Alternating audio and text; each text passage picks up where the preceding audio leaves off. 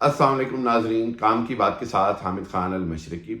ناظرین، صورتحال جو ہے وہ تو آپ کے سامنے ہے جو کچھ ہو رہا ہے، لیکن سب سے پہلے تو میں یہ کہنا چاہوں گا کہ کوئی بھی محب وطن پاکستانی کسی بھی صورت یہ نہیں چاہتا کہ فوجی املاک پر یا پاکستان کی سرکاری عمارتوں پر کسی طرح کی بھی توڑ پھوڑ یا گھیراؤ جلاؤ کیا جائے۔ اس کی میں سمجھتا ہوں ہم سب مخالفت کریں گے، لیکن اس کے ساتھ ساتھ یہ دیکھنا ہوگا کہ معاملات کو اس نہج تک لایا کون، اس کی کیا وجوہات ہیں، کیا ضد ہے، کیا انا ہے، کیا اقتدار کا لالچ ہے، اور کیا وہ کمپرومائز ہے جو کیا جا رہا ہے اس سارے ملک کو اس خطرناک صورتحال کی طرف دھکیلنے کی طرف۔ یہ خطرناک بات ہے، لیکن اس کے ساتھ ساتھ سب سے پہلے آپ کو کچھ خطرناک اور پریشان کن بات بتاتا چلوں۔ اطلاعات کے مطابق حکومت ہر اس اپرچونٹی کا فائدہ اٹھانا چاہ رہی ہے جو اس کو نظر آتا ہے۔ حکومت کو نظر آ رہا ہے کہ اس وقت پی ٹی آئی کی اعلیٰ لیڈرشپ گرفتار کر لی گئی ہے۔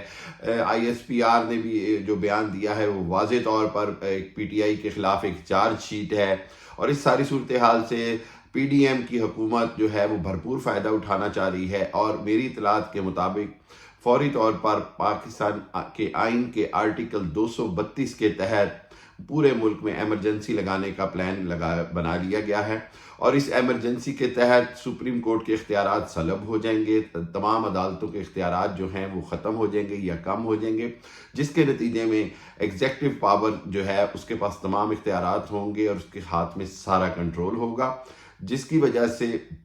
وہ ساتھ ہی 1 سال کے لیے الیکشن بھی آگے کر دیے جائیں گے، اور الیکشن کی جو تاریخ ہے وہ اگلے سال اکتوبر تک لے کر جانے کا پورا پلان بنا لیا گیا ہے۔ آرٹیکل 232 کا استعمال کرنے کے لیے حکومت کے سامنے واحد رکاوٹ جو ہے وہ پاکستان کے صدر مملکت عارف الوی ہیں، کیونکہ پاکستان کے قانون کے مطابق ایمرجنسی پر دستخط جو ہے وہ صدر مملکت کے دستخط کے بغیر ایمرجنسی کا نفاذ نہیں ہو سکتا ہے۔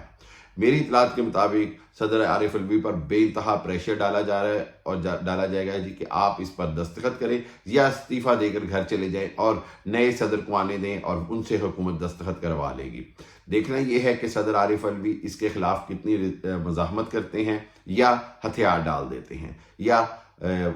جو ہے وہ استعفیٰ دے کر گھر چلے جاتے ہیں۔ لیکن یہ ایک پکی اطلاع ہے کہ حکومت نے فیصلہ کر لیا ہے کہ آرٹیکل 232 کے تحت پورے ملک میں ایمرجنسی لگا دی جائے، اور اس ایمرجنسی کے نتیجے میں قومی اسمبلی سے ایک قرارداد پاس کروا کر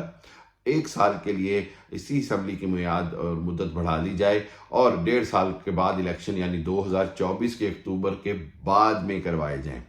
اس کا مقصد یہ ہوگا کہ جی آئی ایم ایف کو بتا دیا جائے کہ ہماری حکومت کہیں نہیں جا رہی ہے، مالی معاملات ہم فوری طور پر بہتر بنا رہے ہیں، اور دوسری جانب Imran Khan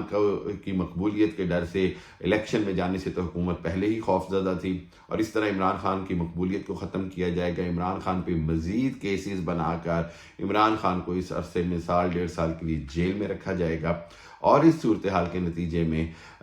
P T I کی جو بہت ساری قیادت ہے وہ پی ٹی آئی سے علیحدگی کا اعلان کرے گی، کچھ قیادت تتر بتر ہو جائے گی، اور ایک طرح سے تحریک انصاف کو مکمل طور پر ایک ختم کرنے کا جو منصوبہ ہے اس پر عمل کرنے کا ارادہ ہے۔ یہ اس کے اندر صرف 2 بڑی کریٹیکل باتیں ہیں۔ ایک تو یہ کہ کیا یہ سب کچھ موجودہ حالات میں عوام ہونے دیں گے، کیا عوام کے جذبات اور عوام کی جو پی ٹی آئی کے ساتھ اس وقت مقبولیت ہے اس کے بنا کے اوپر کیا عوام اس فیصلے کو قبول کریں گے۔ ایک غیر مقبول حکومت غیر مقبول فیصلہ کرنے جا رہی ہے، جس کا نتیجہ جو ہے وہ ملک میں مزید انتشار اور مزید خلفشار کی شکل میں نکلے گا۔ ایک چیز۔ دوسری بات یہ ہے کہ آپ کو یہ بھی بتاتا چلوں کہ تاریخی طور پر 75 سال میں آج تک کسی بھی جمہوری حکومت نے آئین کا آرٹیکل 232 استعمال نہیں کیا۔ جب بھی آئین کا آرٹیکل 232 استعمال کیا گیا وہ مارشل لاء کے دور میں یا کسی ڈکٹیٹر یعنی آمر کی حکومت میں، چاہے وہ جنرل مشرف ہوں، چاہے وہ صدر ایوب خان ہوں، چاہے وہ جنرل ضیاء الحق ہوں۔ پاکستان میں ایمرجنسی کا نفاذ ہمیشہ مارشل لاء کے ساتھ منسوب رہا ہے۔ تو یہ حکومت کا اقدام دراصل اگر حکومت کے ہاتھ سے ذرا سی بھی صورتحال قابو میں نہ رہی مزید تو یہ مارشل لاء کو دعوت دینے کے مترادف ہوگا۔ پنجاب کے پی کے میں آلریڈی فوج بلا لی گئی ہے، اسلام آباد کو فوج کے حوالے کر دیا گیا ہے۔ تو ایک طرح سے یہ جو سویلین حکومت ہے، یعنی سیاسی حکومت کی جمہوریت کے خلاف بڑی خطرناک جو ہے یہ رسک ہوگا کہ ایک بار پھر ملک میں مارشل لاء کو دعوت دے دی جائے گی،